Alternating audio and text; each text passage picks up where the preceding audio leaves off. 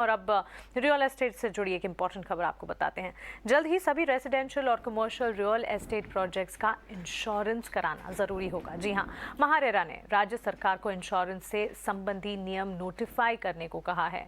इस खबर पर और ज्यादा जानकारी लेकर हमारे सहयोगी अनुराग शाह अब हमारे साथ जुड़ गए हैं। अनुराग, बताएं, रियल एस्टेट सेक्टर से जुड़ा ये नया डेवलपमेंट क्या है?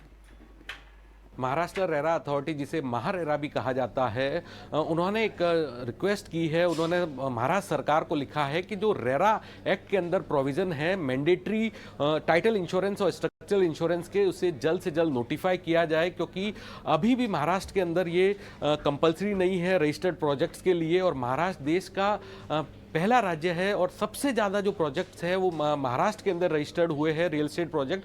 30,000 से ज़्यादा जो रियल एस्टेट प्रोजेक्ट्स है जो रेरा के अंतर्गत महाराष्ट्र के अंदर रजिस्टर हुए हैं। तो अगर महाराष्ट्र सरकार जो है वो टाइटल इंश्योरेंस और स्ट्रक्चरल इंश्योरेंस को के नियमों को नोटिफाई करती है, तो नॉन लाइफ इंश्योरेंस इंडस्ट्री है उनके लिए काफ़ी बड़ा कारोबार होगा, क्योंकि 1 से 1.5% तक जो प्रोजेक्ट की लागत होती है वो इंश्योरेंस के प्रीमियम के रूप में कंपनियों को मिलेगी। और जिस तरह से रेरा का मकसद था होम बायर जो है, घर खरीदार है, उनके हितों को साधना, तो वहां पर टाइटल इंश्योरेंस के जरिए जो टाइटल से जुड़े हुए डिफेक्ट है वो इंश्योरेंस के अंदर कवर होते हैं।